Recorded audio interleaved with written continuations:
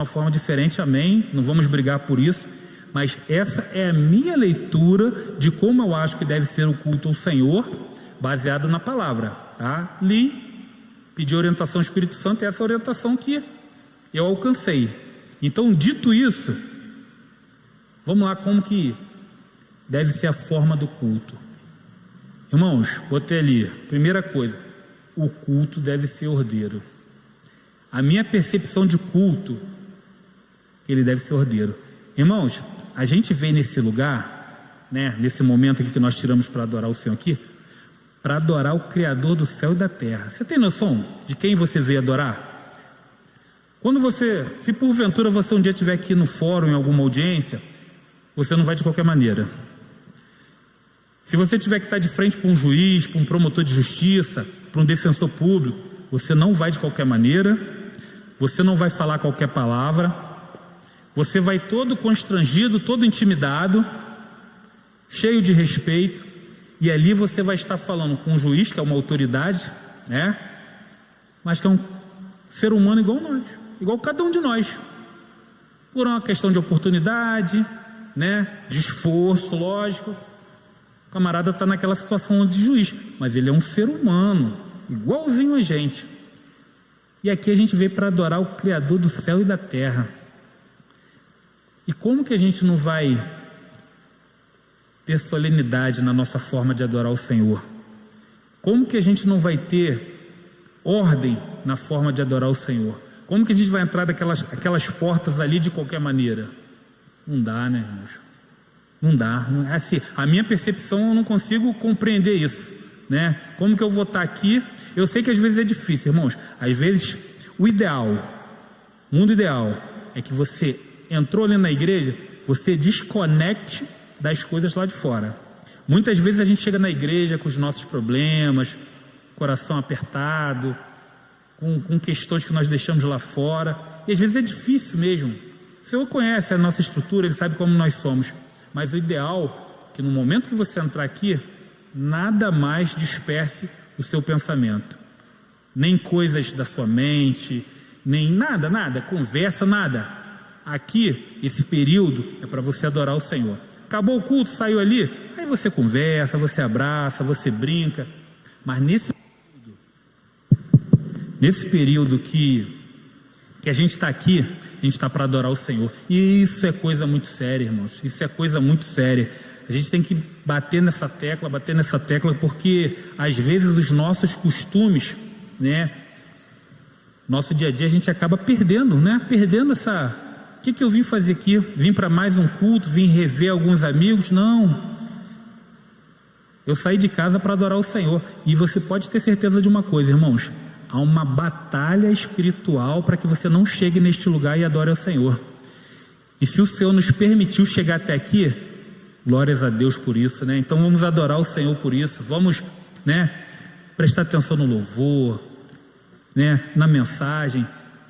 No momento do culto aqui, irmãos, é o que eu estou falando, bater de novo nessa tecla, é uma batalha espiritual. Felizmente, a gente não vê, e eu dou graças a Deus, mas pode ter certeza, irmãos, que tem uma guerra sendo travada, e no momento que a gente está aqui, que está adorando o Senhor, está cantando louvor, está ouvindo a palavra, está orando, eu tenho certeza que Deus está operando grandes maravilhas, irmãos. Grandes maravilhas. Nós aqui tivemos a oportunidade dos irmãos, 4 irmãos orarem por motivos vários, né? Pessoas doentes, pessoas em recuperação, pela igreja, enfim. E eu creio que Deus ouviu todas as orações deste lugar, irmãos. Eu creio que Deus ouviu. E a forma que Deus vai operar, não me importa, não está na economia de Deus, não está no meu controle. Mas eu sei que Deus ouviu todas as orações deste lugar. Então, é algo sério, irmãos, é algo muito sério. Então eu coloquei lá, ordeiro, aí coloquei o exemplo lá de 1 Coríntios, capítulo 14, versículo 26, né, que Paulo fala, que fareis, pois, irmãos, quando vos ajuntais? Aí ele vai falar, tem salmos, que é o louvor, né, tem doutrina, tem revelação, e ele vai falando. O que Paulo quis explicar para a igreja de Coríntios? A igreja de Coríntios era uma igreja um pouco complicada. Ele quis mostrar como que era o culto. Aqui, todas as vezes que tem um culto, tem vou chamar de documento, chamado ordem do culto, não é, Luciana? Quando você começou aqui, não tinha? Acho que ele está até aqui, ó. Tá aí? Tem alguma coisa... Ah, não, isso aqui é outra coisa. Mas tem um documento chamado Ordem do Culto. Naquele documento, quando o pastor prepara, não sei quem prepara, ali está dizendo que vai ter o louvor, que vai ter a leitura da palavra, que vai ter mais louvores, que vai ter a mensagem. Está tudo ordenado, porque o culto do Senhor tem que ser um culto de ordem. Não dá para fazer culto ao Senhor de qualquer maneira, irmãos. Vou lá e do jeito que sair, saiu. Misericórdia, irmãos. Como que a gente vai chegar na casa do Senhor? Do jeito que sair, saiu. Não. Então, tem uma ordem no culto. Tem toda a disciplina, toda a solenidade. O culto ao Senhor é um ato solene, irmãos. Quer queiramos ou não, é um ato solene. E aí eu coloquei lá também, ó, o próprio capítulo 14, 1 Coríntios capítulo 14, mas no versículo 33.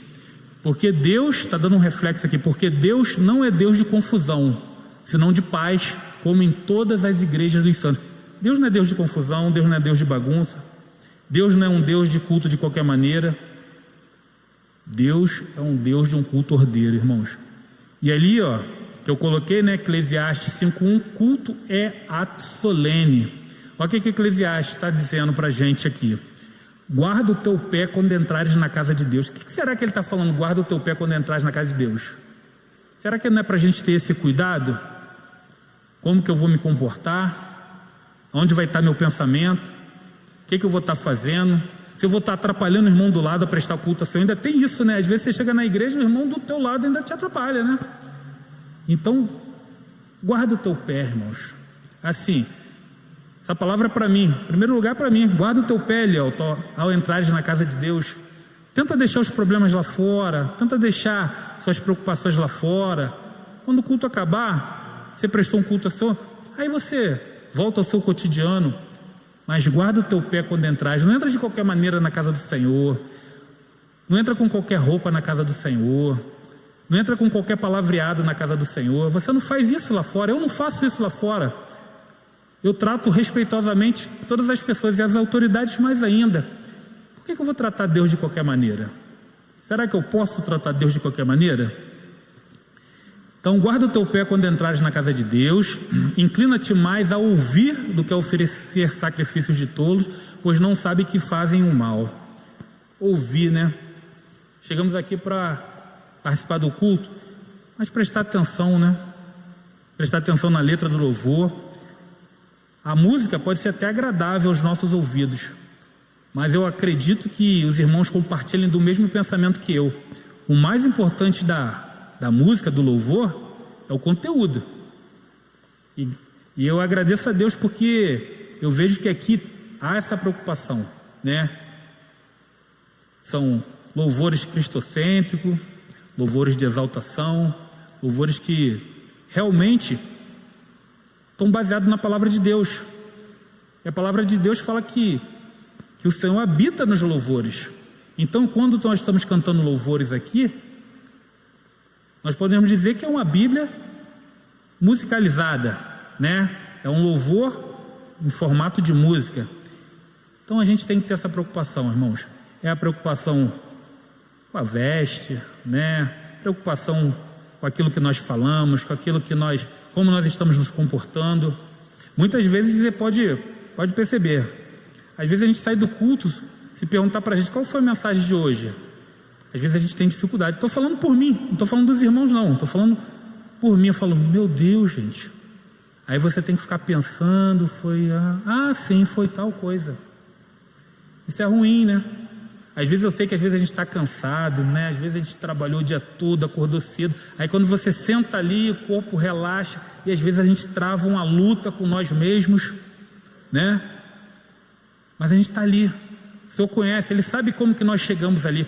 Uma vez eu estava ouvindo uma pregação, e não sei se foi na internet, em algum lugar.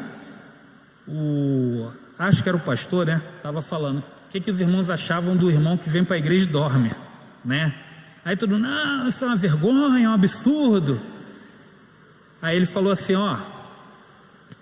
camarada acordou cedo, trabalhou o dia inteiro, chegou em casa cansado, poderia ter ficado em casa, tomava um banho, jantava, dormia cedo, Mas não, ele preferiu adorar o Senhor.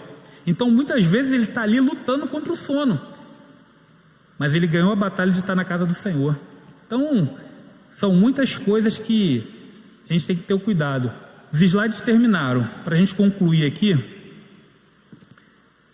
falar com os irmãos algumas coisas que eu concluí na minha mente. A primeira delas é que o culto ao Senhor é algo importante.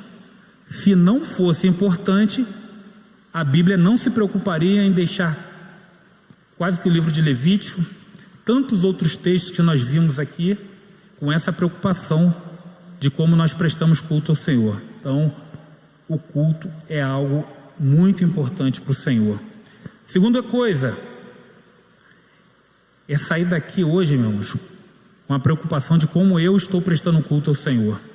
O pastor deu o exemplo outro dia aí de Caim e Abel, né? A forma do culto, o culto que foi aceito, o culto que não foi aceito, por que foi aceito, por que não foi aceito.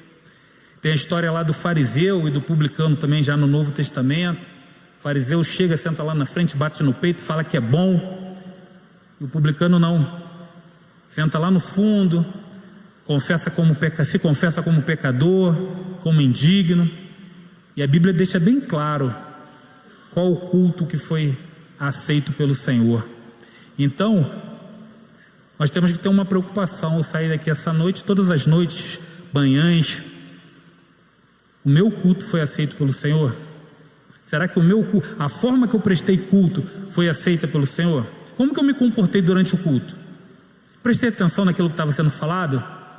Será que eu consegui prestar atenção de modo que aquela palavra edificasse a minha vida? A palavra de Deus edifica a nossa vida, irmãos.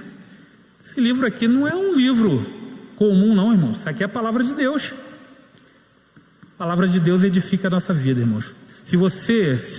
Quero colocar a primeira pessoa.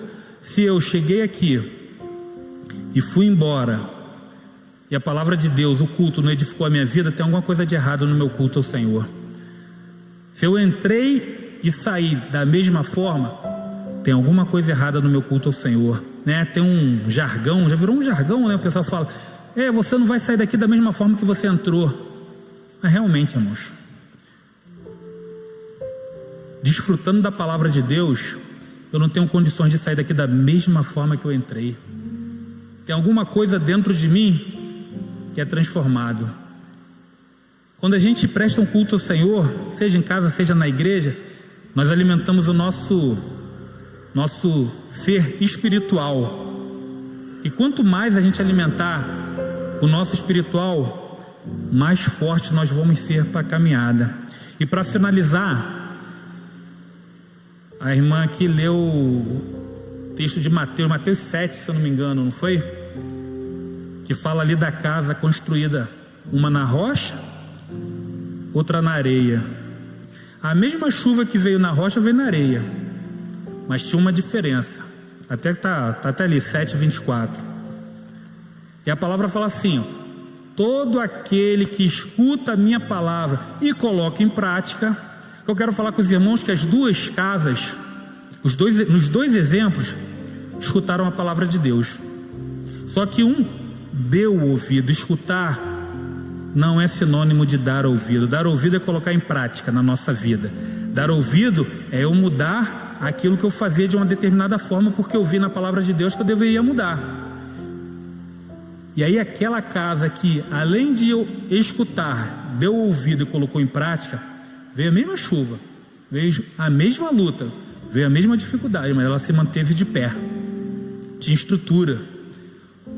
O que dá estrutura para o servo do Senhor é a palavra de Deus, é oração, é a palavra de Deus, é intimidade com o Senhor. Deus deixou para a gente um manual.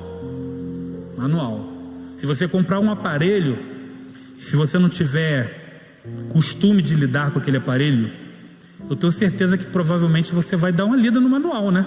Tu não vai ligar sabendo se é 110, 220, vai queimar. Você não vai fazer isso. Você vai dar uma estudada no manual, tu vai ter essa preocupação. E esse é o manual da nossa vida espiritual. Esse é o manual da nossa vida com Deus. Quer saber como que funciona? Está aqui, ó. 66 livros, todos revelados pelo Espírito Santo, todos capazes de edificar a nossa vida, o nosso ser. E tudo isso passa pela nossa forma de cultuar o Senhor. Seja agora, que está terminando o culto daqui a pouco, seja quando você sair da sua casa, junto da sua família, seja amanhã no seu local de trabalho, seja amanhã no ponto de ônibus, onde você estiver.